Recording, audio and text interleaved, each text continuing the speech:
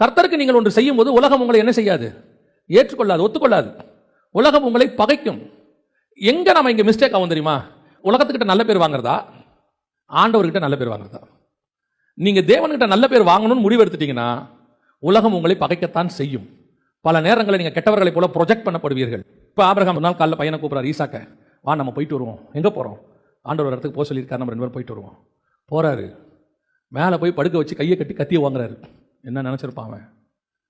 எங்கள் அப்பா என்னை எது கூப்பிட்டு வந்தார்? கொல்றதுக்கு கூப்பிட்டு வந்திருக்கிறாரு.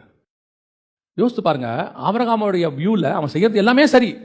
கர்த்தர் சொன்னார். ஆனால் உலகத்தின் வியூவில் ஆபிரகாம் செய்யறது எல்லாமே அநியாயம், அக்கிரமம். பையனை கொல்ல பார்க்குறான், பையனை விரட்டி விட்டுட்டான், அப்பா அம்மா விட்டுட்டு வந்துட்டான். போதாததுக்கு இருக்கிற ஒரே பையனை கொலை பண்ண பார்க்குறான். இப்படி தானே வேர்ல்டு சொல்லுவோம். எத்தனை பேர் நம்புவாங்க?